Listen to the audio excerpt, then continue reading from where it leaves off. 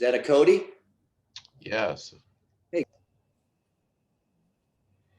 Well, welcome everyone to the Functional Aging Summit. So glad that you guys can be here with us. Really appreciate you guys and all your attendance and your interest in what we're doing here at Functional Aging Institute. Just a few housekeeping things before we get started. If you have a question, please put that into the chat room. Just click the chat button and you can put your question in there. And we will probably hold those questions until the end. And then we'll see how much time we have to sit and chat a little bit about some of those things that you have interest in. We are recording this session, so it will be available in the future as well. So really excited to have Corey and Phil with us today. This session is sponsored by Kaiser, and we're talking about foot and ankle strength and flexibility, something that is too often overlooked. And we were just chatting a little bit how I agree with that so much, that this is an area that is overlooked, and something that I personally have overlooked for a long time in working with older adults. And just really over the past few years, honestly, I've really developed much more of appreciation for what's happening from the ground up and how much that contributes to function and balance for our older adult population. So Corey and Phil, thank you so much for being here. These two guys have a tremendous amount of experience in the industry and very diverse. I don't think I can even sum it up, you guys and what you guys have been doing. Very creative, very entrepreneurial, very much in the industry in multiple aspects, really from clinics and facilities, CCRCs to equipment companies, and being innovators. So really excited to have you guys, and I'm just going to turn it over to you. Thanks, Cody. We appreciate it. And we certainly appreciate our relationship with the FAI. It's been fantastic, and we look forward to moving it forward in the years to come as well. My name is Corey Disler. I am with Kaiser Fitness, and I am their market specialist in the medical and senior living area. I joined the Kaiser team last November. It was a very exciting time for me because I love what they do and how they do it. Before that, I spent 33 years with SciFit, and that's a product you may know as well. So I am excited to be presenting, and I look forward to introducing you to my friend Phil. Philip Stotter. He's a veteran clinical exercise physiologist turned inventor, business developer. As a practitioner, researcher, educator, Phillips has over 25 years of experience in performance, corrective and preventative sports and healthcare settings. Currently one of the most sought after human mechanics specialists and ground force specialists in the world. Just as important, I'm pleased to call him a colleague and friend. So today we're just going to call him Phil. So we look forward to diving in right now. We're going to touch on several different areas of the subject. And I'm going to start with where I became interested in the foot and ankle. I'm 61 years old, and I was a tennis player playing at the highest levels when I was certainly much, much younger. And at that particular stage, the game was very different than today's game. The game was really what we call a serve and volley game, where you would hit the serve, you would immediately get to net, you would try to close your angles off. When you were returning, you would chip and charge and get to net and do the same thing. So my world really revolved around accelerate, decelerate, and elevate. And that was how I knew that I could be the most proficient and give myself the best opportunity to win. So when I was doing that, and it's obviously no secret, there's not a lot of tennis players that are standing on the stage at Mr. Olympia and posing off. We're very functional athletes in general. But I paid a lot of attention to my feet and ankles, the strength, flexibility of them. And I was really, really blessed to have good feet, ankle, and knees throughout my career, as is frequently the case with tennis players that play at the highest level. My highest level wasn't the same level as that would make the TV shows. And I moved into teaching. And when I was teaching the game at a high level, I was fortunate to have some really, really strong youth players. And I instilled the same foot and ankle strategy, strength and flexibility with them, because they were playing the same style of game that I did. What's kind of interesting now is the game has changed so radically. It's a lateral game, side to side, long rallies, completely different looking game. But I've become interested and fascinated with pickleball, and I now play pickleball. And the crazy thing is, pickleball is that same darn game. It's get in, rush, accelerate, decelerate, and elevate. So it's kind of interesting where that went. So that's really where my interest in the foot and ankle strength and flexibility came. And I've spent a lot of time with Phil. Phil's got a really interesting story when he jumped into the market on that. So Phil, why don't you share with us when you first kind of became intrigued and involved in the foot and ankle? Yeah, no, for sure, Corey. Thank you. So, I'm going to tell a little bit of a story that dates previous to what most people have heard. When I was about 11 years old, I was a semi-professional skateboarder and went off a ramp and smashed my calcaneus bone. So I had to have reconstructive surgery on that. So at an early age, I had to learn how to put pressure down, how to walk again, how to do a lot of things after spending a full summer in a cast, as you could imagine. And it was at that point, and this is way previous to my education and everything else and career, I realized just how important it is, your feet and ankles, and their relationship, how you use them, how your whole body works, from the ground up. And it's really what inspired me to go down a track of rehabilitation, to go into where and what I've become today.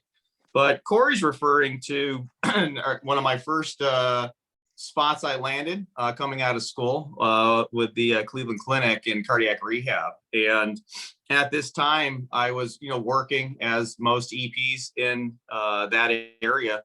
And the one thing that I noticed with everyone that I was seeing, every patient that was coming in, and it's typically, an older adult coming in through that. That's typically what you're going to see with heart health. But the main thing that they all had in common was biomechanical restrictions in the foot and ankle.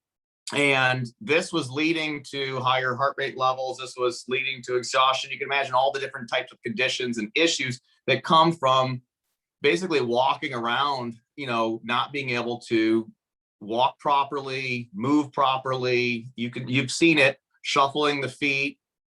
There's statistics that show it and stuff that I've researched and worked with and tried to solve. 99% of people have dysfunctional feet and ankles.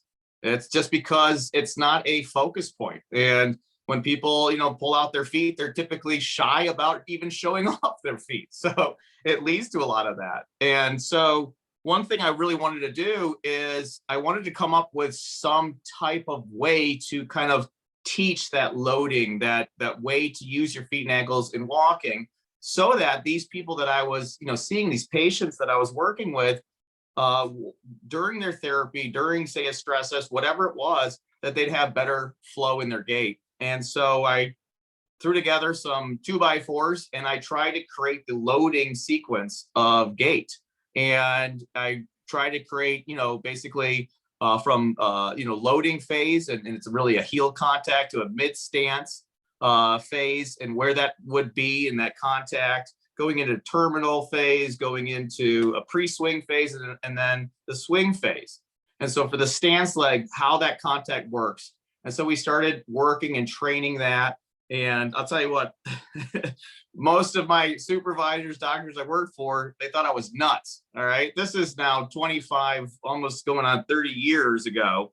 But I wasn't so nuts, because that's something that's actually used in cardiovascular health and rehab with some major health systems. But even in that space where you don't think, well, I'm not thinking about feet and ankles in cardiopulmonary health, but it's critical everywhere.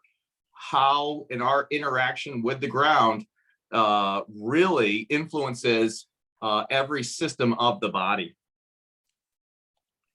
Yeah, and I think it's interesting. Thanks, Phil. One of the things you started with the Cleveland Clinic, and I think the first adopter in the cardiac rehab area of your technologies was the Mayo Clinic. So you certainly shot high and scored early, which was kind of neat.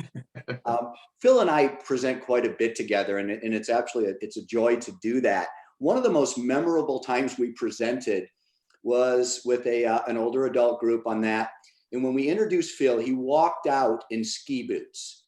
And there's 100 people in the room, 120 people in the room. And you can just imagine how humorous the visual was But I also, because I was standing in that room, was watching faces. And it was an aha moment for many of the people in the room. So Phil, why don't you share your craziness? By the way, this was in June, so even traveling with ski boots is a bit insane. Share your thought line on this, and let's talk about the impact it had on the people, because it was pretty startling.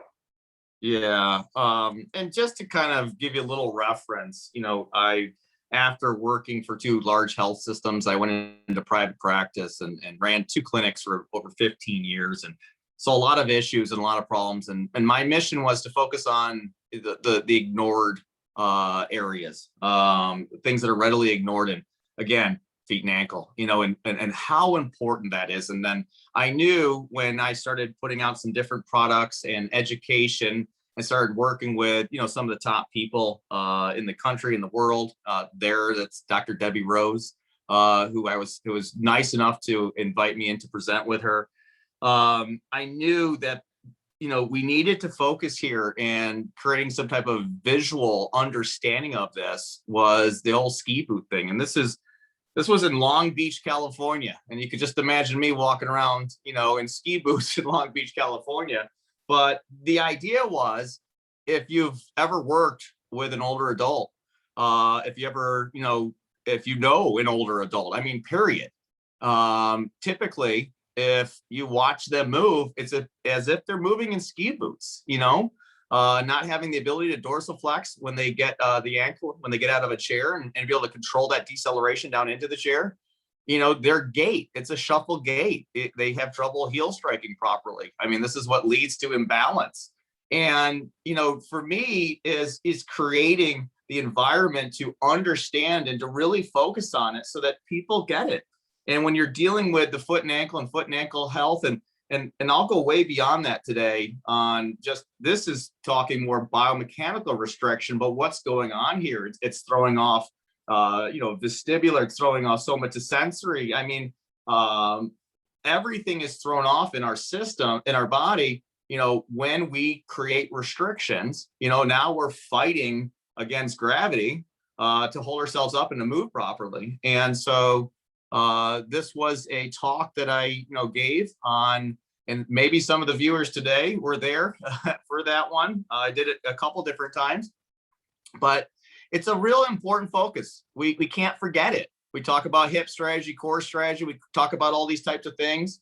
But to me, and to what my research and what my understanding, and for those that work with me, because I do so much with ground mechanics, if the foot is not loading correctly and that ankle's not, mobilizing properly, and you're not connected to the ground properly, you're going to have a lot of trouble getting around this world. And it's going to be very hard to be active. And I'll tell you what, you're going to be straining your body every time you do it. Because if that foot's not stabilizing your motion to create that kinetic, sequence of what happens for the rest of the body, you're stressing the body, you're creating poor performance, and we know where that leads. So that was, really the focus here. And I still have those ski boots, actually. And so when things open up a little bit more and I get to my next conference, you may just see me in those ski boots again. That's actually funny. And I think that obviously covers some of the risks and dangers and negatives of an altered gait due to biomechanical restrictions. I think what's fascinating about this subject, and Phil, you and I have talked about it a lot when we've been out, it's not just functional agers. This is not exclusive to an older adult group. And I think it's fascinating. And we talked about this, and you pulled up a fantastic chart, which I'm going to have you describe. This is an interesting, it's an interesting challenge that almost skips a middle age group, starts young, and then kicks back into gear when you become an older adult. No, for sure. And what I'm pulling up is some normative data through research, for the modified CTSIB clinical test of sensory and action on balance. So poor condition test, which I'm sure a lot of you are familiar with. What we're seeing here, you look at the different age groups, you're looking at that, 5 to 13-year-old, and you're looking at that 60, kind of on up to almost 80.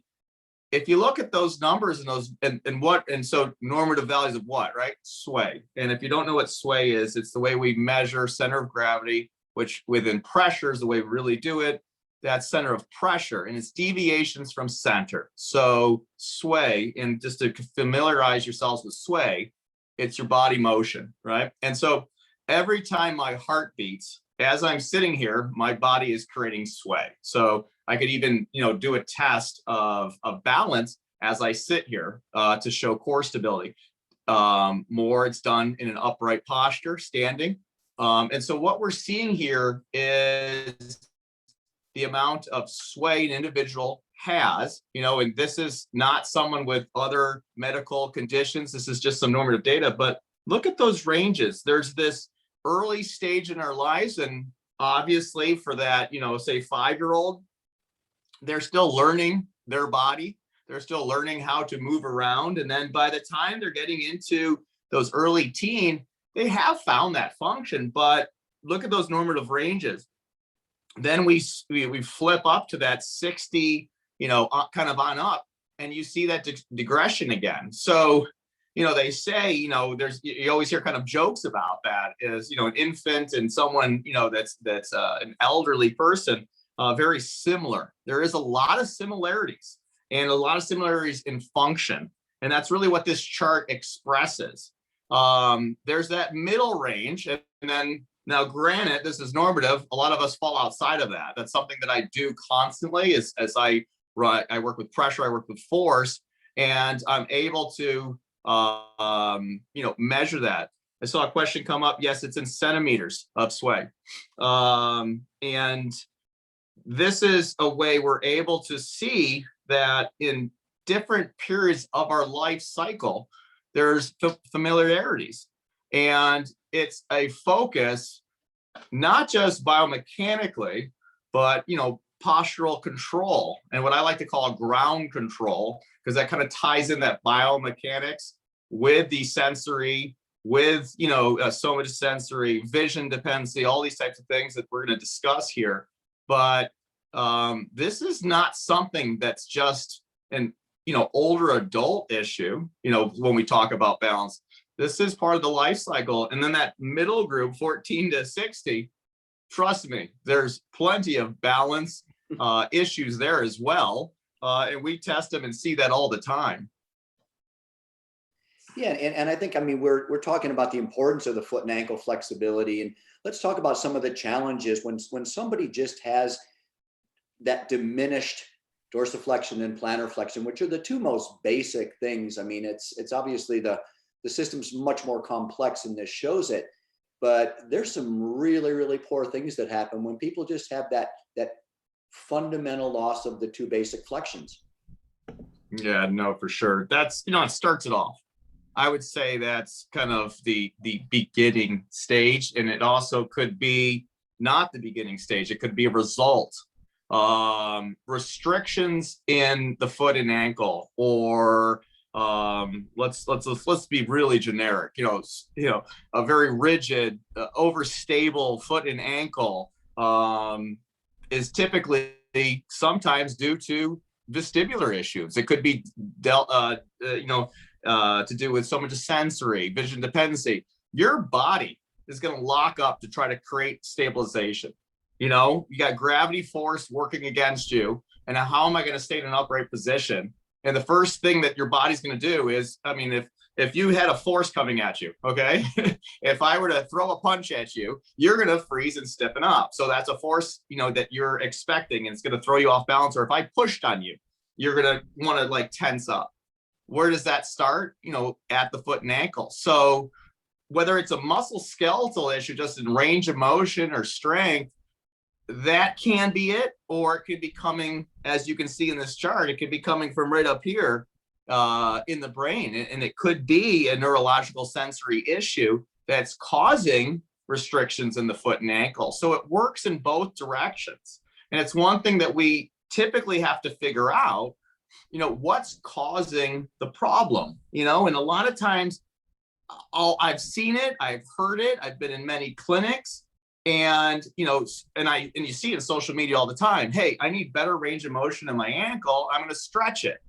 Well, that may not be the answer. That may be not be the cause.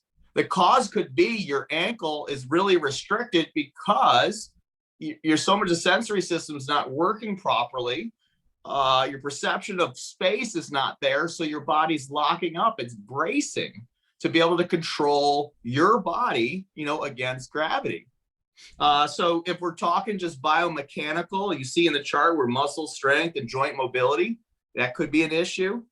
We could be talking about posture, and that's kinetic chain, kinematic sequence, all the way up the body. And that could be an issue that's, could be at a above joint, causing the lower joint not to work properly. And that whole, muscle structure. It could be sensory. It could be vision dependency, and that's causing you to overstabilize. It could be somatosensory, like I said, perception of space. Vestibular, gaze control could cause your body to lock. Psychological. There's so many factors when it goes into understanding how the body works and its relationship with the ground. And that's kind of what I'm trying to demonstrate here with connecting all these systems, but helping to identify all that goes in to making sure that your body is functioning properly. And whether the result is going up or the cause is going down, this is really what that's expressing. I think this is a great visual. It certainly is more complex than below the knee. And I think it doesn't take a lot of time in senior living communities, especially when you're on the lower functioning area, to see that impaired gait. The gait becomes far, far shorter than it should be. And there's a lot of reasons for that. But Phil, you mentioned posture. And what tends to go hand in hand when you see that shortened gait is postural impairment. And that's a slippery slope, because that leads to hip and back issues. And it really just kind of starts that whole process of the wheels falling off the car, in a sense. Yeah, no, for sure. And I'm just going to flip to our next slide here. A little video is going to run. This is a demonstration of, postureography. This is a computerized postureography for balance testing. It's called a rapid system, and it's using a pressure mat. And right here, what you see in the video is a modified clinical test of sensory interaction on balance. Postureography, if you're not familiar with it, it's a technique that we use to quantify postural control. And we can do standardized testing. It's a way for us to take subjective standardized tests and make them objective and quantifiable. And it's an area that I live in. And you're going to see in a couple more slides all the places that I use, whether it's ground force or pressure, whether I'm looking for vectors or I'm looking scalar for that technology and that understanding. What we're basing on is that sway index, that normative data you saw before that was measured in centimeters of sway. That's what's being tested here for the 4 different conditions. Postural control. I can't tell you how important that is, and how important it is to dynamic posture or static posture. You're seeing a static posture test here. It could be a dynamic test where we're actually doing movement and going through different functions and things like that. And it's a place that we test or analyze to improve, movements and functions, whether it's a simple, sit to stands, or a gait test or something like that. But it really helps us identify root cause. And really the important factor there is, when using pressure mapping, we're collecting that data. When we collect that data and we match it up to others that have had similar scores, things like that, it helps us understand what was the best clinical pathway for that, what worked for that. And this is a system that uses AI to work through that model, so it connects it to success, and then able to then deliver that information. This is really what changes the test treat or test train intervention process, because we're able to now use technology. And technology, for me, it always falls short if it doesn't give me a workflow, if it doesn't tell me how to interpret that data. Maybe not everybody understands what 13 centimeters of sway on an individual that's 49 that came in for some balance issues. I mean, what do I do next? That's what the technology is able to, deliver. And when we talk about postural control, we talk about every time we work our bodies against gravity. And whether we're exercising, walking, getting up out of bed, getting out of a chair, we're working to control our posture. And so identifying that part of it is so important to, overall success, proper aging, being able to sustain a quality of life, return to life. Right now, coming out of COVID, whether you're an older adult or a younger adult, you've been sitting like all of us right now, looking at a screen, not in a really good posture. And now we're getting back active again. Where am I compared to where I left off?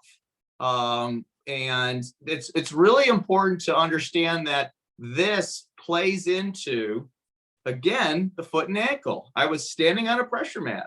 I was standing on a force plate.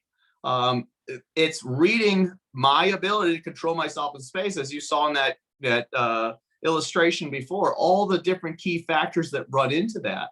And with these pressure mats, we can even tell dependency or vertical pressures that create ranges of motion in the joints that lie above it. So it's such an important thing for us to embrace technologies like this, to understand ourselves, our patients, residents, athletes, you name it, because it's going to give us that much more to empower us to find the answers we're looking for. Well, I think what's important there, Phil, and it's we've presented together many times, and I'm really surprised how few people understand pressure mapping and even have a fundamental understanding of what they're seeing when you bring up the postureography on a screen. And in one of your recent inventions, you added artificial intelligence, and I believe there was two reasons. Number one, efficiencies within the clinic, which are critical.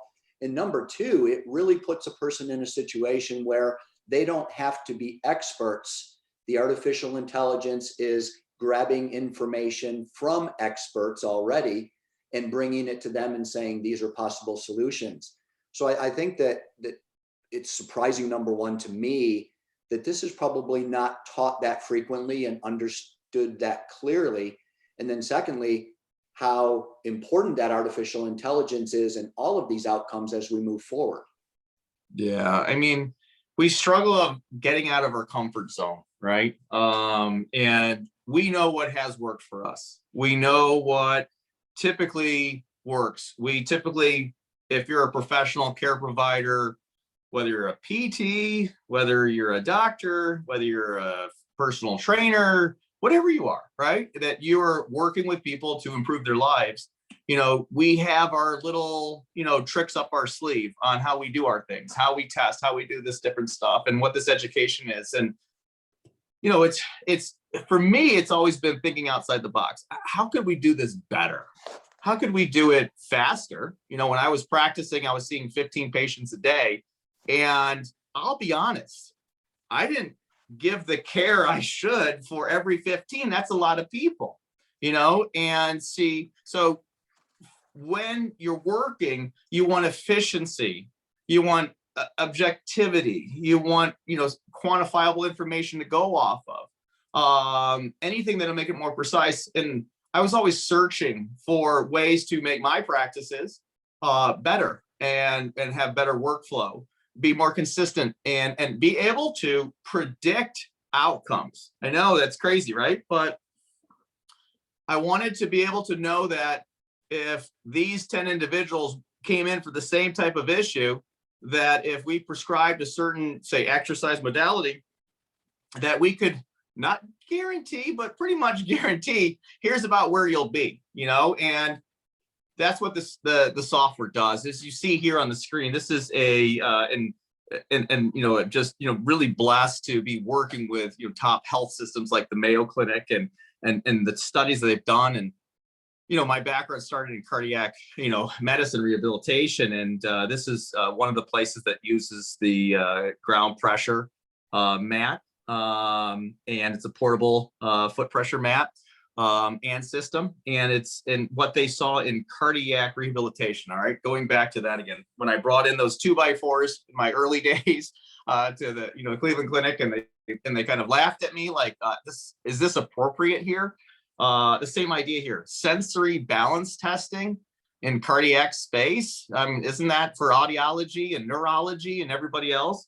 No. You're going to want to know risk for that individual that's, going through your cardiac therapy, walking on a treadmill, doing the different exercises, those types of things. And what they've seen from this is a great understanding of how this person is doing from the ground up.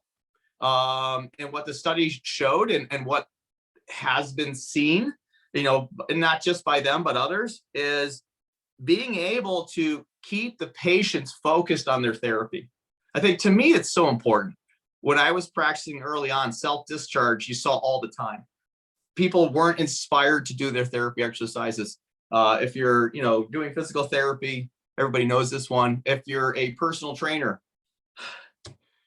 darn it, Susie, you're not walking, you're not doing your exercise when you're not with me. I mean, what do you expect the results to be? Getting people to actually be proactive and seeing objective quantifiable data to show that they're improving. That motivates anybody, right? And being able to connect to them is part of what this is. And to be able to say, hey, we've had people in just like you, and over the time they did the same type of exercises that had the same scoring, same metric, same gender, they were able to get to a better state. But going back, I mean, utilizing any types of tools, technology, and that's really what we're talking about here. Being able to, whether it's, using technology for foot and ankle strategy, whether it's using a device, for a foot and ankle strategy, certain exercise equipment, certain types of exercise or therapy, movements or modalities.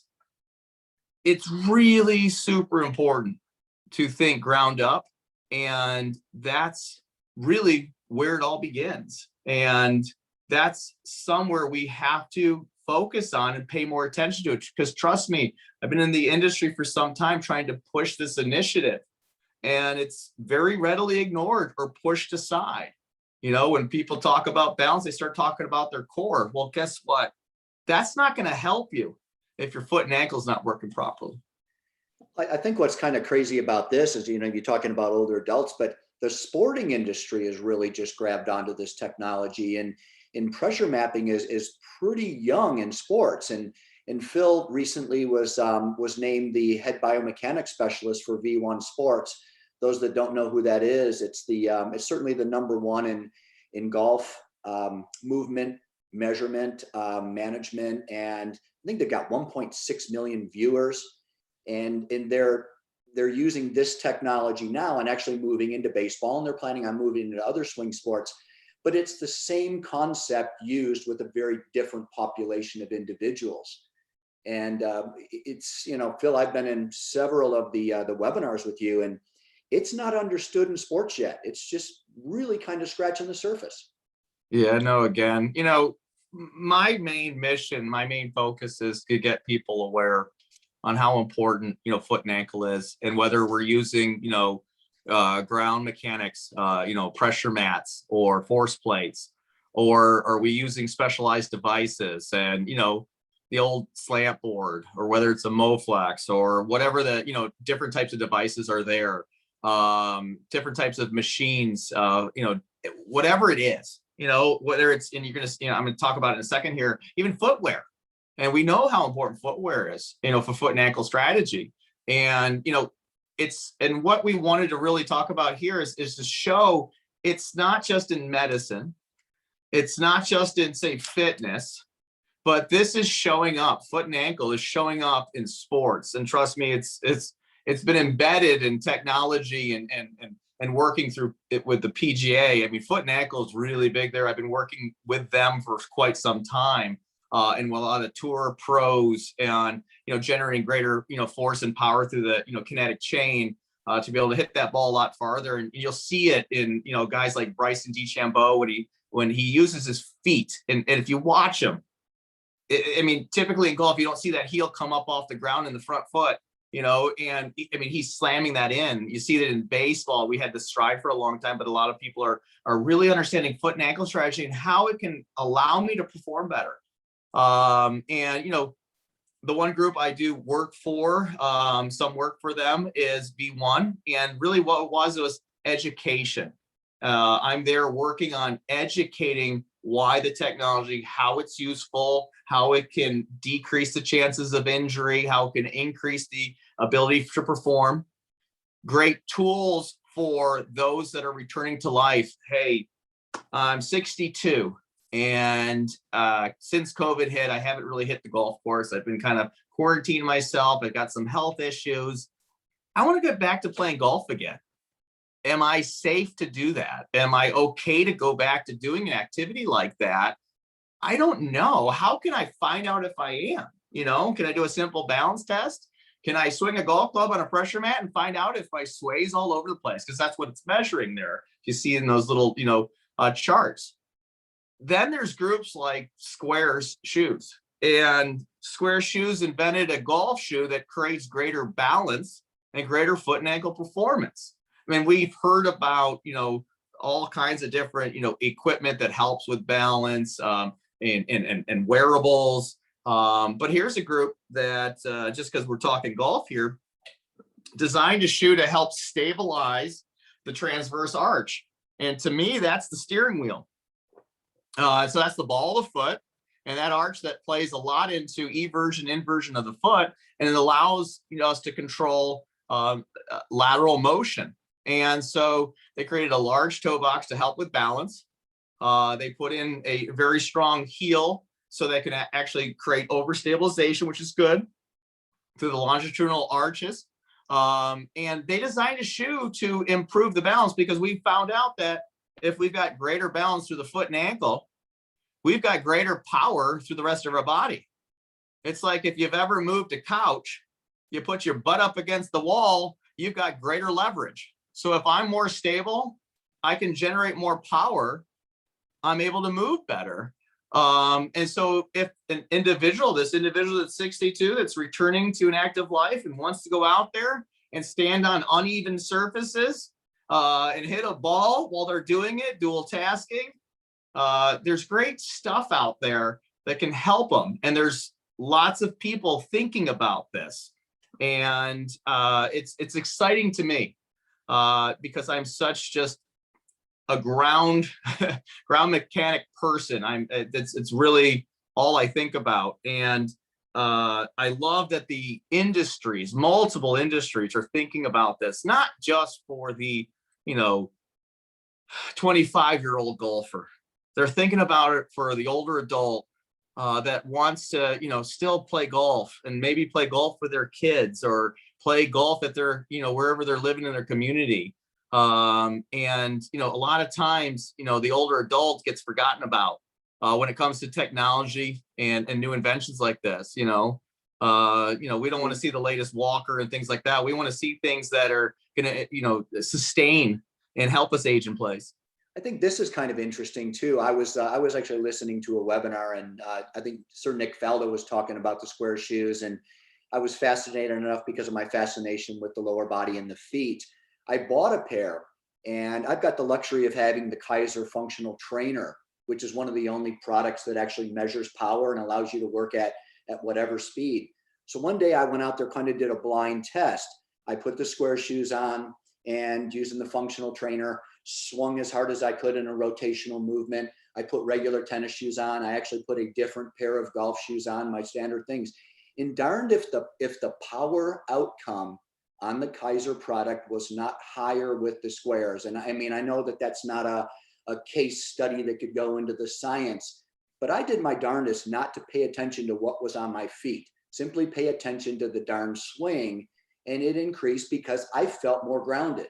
So there are companies paying attention to it, and there's companies like Kaiser that actually can measure it and work with these companies as they move forward to create solutions. And I think, I believe the relationship with a company like Kaiser and a V1, and then pressure mapping and your technology, can really go places, because we can understand better and then make it repeatable, which I think is really, really important. kind of brings up an interesting thing. First of all, there are 2 times that it really sucks to travel with Phil. Sorry about this, buddy. One of them is when you have a craving for sushi, because you're not going there unless you leave your wingman. And then the second time is when you're walking anywhere. If you're walking with Phil, you've got to be behind him. If you're in front of him, you're going to be analyzed. Your gait is going to change because you know darn well he's looking at every single step. So I make it a really good point to walk next to him or behind him. But I think that this image reminds me of a situation. We were speaking together with a doctor from the Mayo Clinic and took an early morning hike. And in that early morning hike, this doctor actually had some pretty bad foot issues over the years. It was really, really fascinating to see how difficult it was for him to operate on perturbed surfaces. And what was fascinating, and Phil, you dissected it beautifully and made him understand what the challenge was, he couldn't decelerate. It was extremely difficult. Right. Yeah. Yeah. And, hiking, walking, any of these types of things. And at this time, and I always, apologize, but I don't apologize, because it's what I do. It's human movement and study of human movement. And, like you said, yeah, I mean, I pick people apart, and no one hates me more than my wife for this, because I constantly do it to her too. But while we're on the hike, and if you're ever walking and with some people, and something to think about. And again, this is something that is dealing with sensory interaction, and yes, those are systems of the body, but it does relate to what's going on at the foot level. And so we're on this hike, and we're coming down side of a steep hill. We're in mountains of New Mexico, I think it was. And I've got Corey and other individuals in front of me, and I'm kind of chuckling inside, because I'm watching them and they're not watching each other. You know what they're all doing? And this isn't, I mean, active older adults, but then also, middle age. This isn't just, for, people, 70, 80 and over. Everybody's looking at their feet. Everybody's staring at their feet. They're not even looking at what's going on in front of them. So complete vision dependency. If I would have thrown them on a pressure mat and ran a, vision test, it took away their vision, they'd be swaying all over the place, right? So completely focused on their feet, all right, as on these surfaces, completely focused on where they're walking. It's like really a group of what you would expect to see of 95-year-olds walking down the street, all staring at their feet to make sure they're, moving properly. And then when we would come up upon an area where, it was a little bit funnier terrain or rockier terrain, they would slow down their speed, their cadence. And right there is so much sensory system, right? Being influenced from the ground up, right? So it's not just about strengthening the lower half. It's not just about creating flexibility in the lower half. There's other reasons why the foot and ankle strategy is not working. There could be some other systems, and that's really what I wanted to play into. If viewers are expecting, hey, I want to learn some new stretches for the foot and ankle, I want to learn some new strengthening, ideas, I would tell you 9 times out of 10, it's not musculoskeletal. It's a sensory, it's neuromuscular, it's other things. And then the best part was when I would tell everybody, hey, take a look at that, eagle up in the tree there. Just like you would expect, Sally walking into the cafeteria and seeing her friend Susie, they all stopped. Instead of being able to walk and view, that bird in the tree, their gaze stabilization through their vestibular system, they were, and if I were to score them through a modified CTSIB, these are the markers that we would see. So you could even walk with somebody, you could walk with a patient, you could walk with a client, whatever you have, you'll be able to do a clinical test of sensory balance just by doing a little simple walk with them, by pointing out these different things and looking for them. And it's something that I do just about every day. that actually brings us up, and let's with 15 minutes to go, let's focus on some of the strategies we can use to strengthen, increase foot and ankle. Talk about them a little bit. You know, Phil, you created that product, and you talked about the 2x4s. And this is a product that I actually am a big advocate of, and I use it in my Kaiser functional trainer. Believe it or not, I'm actually sitting on a physio ball, and I'll give a shameless shout out to this company called Vuri that makes a really beautiful office physio ball with a nice cover on it. But one of the things I notice when I sit on the physio ball is if I put a Moflex in front of me and go into dorsal flexion, my posture immediately improves because I can no longer lean forward and get beat down by the screen. So this is an interesting little device. It plays a pretty big role in my life. And I think it's, let's spend 2 minutes talking about why this is so different than the conventional slant board, which never did a thing for me. Yeah, no, for sure. Thanks, Corey. Yeah, so this was one of my early stage ideas on, and this is what those 2x4s back in cardiac rehab, came out of. And really what it was designed out of is to improve gait. But gait's just one element of our fundamental movement patterns. And, I'm always searching for answers. I'm always searching for the next way. And whether it's something I'm trying to create, I'm trying to collaborate to create, or working with others, it's really important to find answers.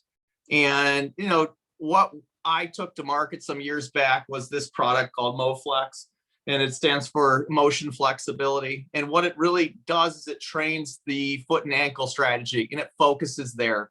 But it doesn't focus on just stretching it. It doesn't focus on creating strength. It's crossing the lines of ground force, ground pressure, or what we call ground mechanics, with that muscle skeletal side.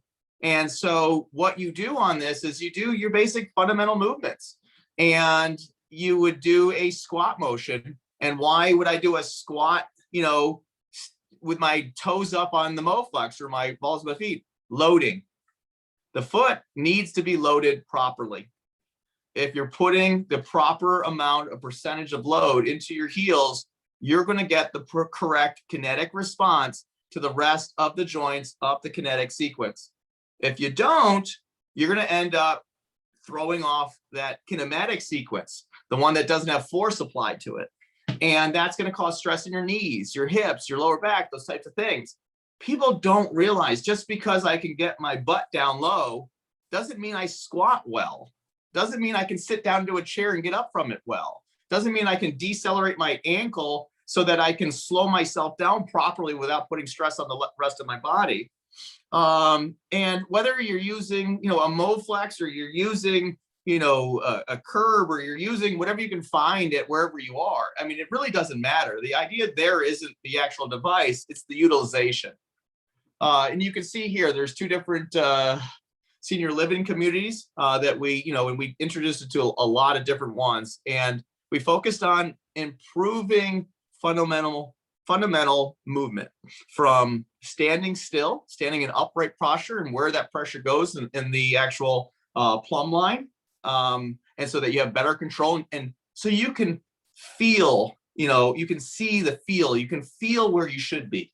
It may not feel right to you, but it will help your body in space, right? To be able to load your body so that the right activation of the right muscles are working. And whether it's, going into a hinge where you're bending forwards to pick something up, whether you're going into a squat, whether you're going through your phases of gait and the proper loading sequence. So you're not just catching yourself and falling over every time you take a step, which most people do, especially when they run. The whole point here is improving at the foot level will improve the rest of the body. And what we've seen by focusing training this way, whether with this device, other devices, or whatever programming, improves sensory, it improves just generically balance, right?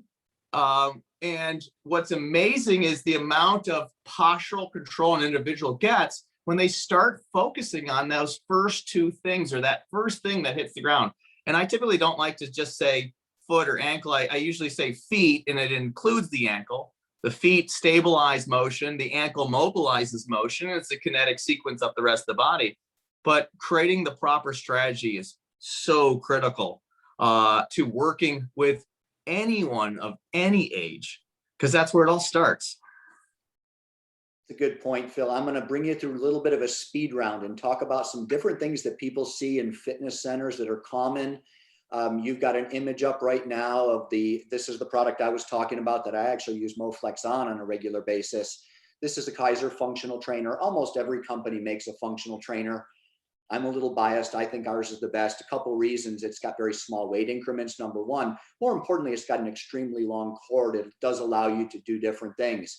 So if you had the luxury of using this product, Phil, what type of resistive walking exercises would you recommend when you were at that club fit area, which I know you did have this product in? Yeah, no, for sure. You know, when you're working with a functional trainer like this, I just think it's wonderful. I mean, now we're creating force of resistance or assistance in multiple planes, multiple angles. And I love functional trainers. I love band work. I love anything that creates force in different directions than just what gravity's doing to us, and that's straight down, right? And how we're reacting to that force and what we're generating with our body, and being able to have small increments of change. I had two physical therapy / fitness centers that I ran for many years, and it was really important. We focused on the older adult, and we focused on training them through fall-proof programs, through gross motor, enhancement programs, and be able to mimic functional life. Okay, I really don't care to train, and as you know, and working with an older adult, I'm not worried too much about their biceps. I'm not too worried much about all the mirrored, body parts. What's more important to me is how they move their bodies in space. And so when working from the ground up, I don't want to typically, put them in a place that it's just open chain. There's a place for open chained exercise equipment and open chained exercises, and there's a time to lie on your back and do different exercises. But for most of us, the greatest risk is when we're on our 2 feet, and the greatest chance for important performance is when we're on our 2 feet. And being able to use devices, equipment, whatever you have, to either add resistance to that movement so that when I go out to do that movement in life, it just became easier, or it's assistance to get me to be able to even do the movement. If everyone's ever seen a baseball player, take a couple swings before they go up to the plate, they put a little donut, it's called a little weight on the bat. That makes the bat, when they're up there at the plate, seem so much lighter. That's what all this is about. It's preparing you for life, and having something that allows you to mimic those functional movements that you're going to find in life, like beautifully that image in the middle. And I think it's such a great one to really express the importance of functional movement patterns that mimic life. And that's really what we need to focus on. And, stabilization from the ground, pressure into the heels, extending through it, and what the resistance or assistance of the functional trainer does for an individual. It's so critical for the way we train. Yeah, and it's funny you say that. In my days at SciFit, when I first saw an advertisement by Kaiser, and I'd always known the company was on their game and things, I actually took that image to my marketing team and said, "This is how you advertise for the older adult market." And that image, I'm proud to have it available to me now, but that image was very powerful for me because it really is a daily activity that's so important. I'm going to bring you to one different product, and it's kind of a crazy one. In senior fitness, and even a lot of fitness centers, one of the last products to go in on a single station side of things are calf raises. And what's crazy about it is it's such an important product and can play such a benefit that it almost should be prioritized and not be that 12th or 13th product that jumps into the mix, or maybe the first one that's removed if there's budgetary reasons or space reasons. Kaiser makes a really cool calf raise, largely because I think that air plays a very different role than mass when it comes to that product. But talk about what the calf raise does and why everybody should have one. No, for sure. Again, foot and ankle strategy. Again, the importance of strengthening our ability. Okay, now we're getting into musculoskeletal strengthening, our ability to fight gravity, right? And so critical, again, starting whether it's with the gastrocs or with the soleus, and these aren't just ankle movers, these are knee movers. And having the ability to mobilize the ankle in a strong way, the foot is being strengthened at the same time, and when I think of calf raises, I usually think of heel raises is really what I say. So we're plantar flexion, working on that strength. A lot of us are very good at that one, right? One we're not as good at moving is dorsal flexion, right? Toe raise. And so with a piece of equipment like this, we can do both directions, and we don't spend enough time on the importance of toe raise. That's how we decelerate. That's how we come down the stairs. That's how we slow ourselves down. That's how we, are the ability to slow ourselves down getting into a chair. Why does someone fall for that last, I don't know, couple inches? It's because they don't have the strength and ability to dorsal flex. And that comes from an equal and opposite relationship of our plantar and dorsal flexors of the ankle. And we need that 1-to-1 ratio so that they're nice and supportive to each other to be able to control that motion. And I don't see it enough. I don't hear about it enough that we're strengthening, the foot and ankle. We're not strengthening ankle movers, knee movers, especially for the older adult. I don't see a lot of people working in a seated calf raise, or if it's a standing calf raise, more plantar flex, depending on the muscles working there. Also, let's not forget eversion, inversion of the foot and its role. There's that tripod at the bottom of your foot that's so important for how we control the rest of all the motions in the rest of our body. That's the base of everything that works. And if you're going to start to strengthen from the bottom up. Don't strengthen from the top down. It's going to lead you to all kinds of issues. Strengthen from the bottom up. Gosh, I remember, Phil, I think it was ages. I'm guessing it was you that brought this one up, but I read it was an article of some kind, and I'm probably going to butcher the actual percentages and details. But this particular article, or even possibly a white paper, it said an individual that was deficient of 18 degrees of dorsiflexion it was a 50 to 60% higher chance of a slip, trip, and a fall. And it's so logical because they're simply not clearing the ground. Every step they take is brushing along that surface. So if something as much as a door jamb gets in the way, you're going to have that catch. And I think that article really resonated with me and brought it forward. In a couple minutes, just sum up on the exercise side of things. Just give us 2 minutes of what you really think would be the last two things or last 2 or 3 things of importance, Phil. Yeah, no, for sure. Thanks, Corey. What we just presented here was call to actions. Let's not think of it as, here's different products that we want to express, but it's more call to actions, strategies. I'm always talking strategies. And because the foot and ankle is readily ignored, it's important that we know what's out there. Awareness is super, super important, whether it's on an educational front, whether it's on an interpretation front, whether it's on a, correct product front. What do I do? How can I do it? And how can I get out of my comfort zone? We get so stuck there, and then the science never moves forwards. Our ability to treat never moves forwards, and that's so super important to me, as well as, the companies that focus here, the groups that focus here.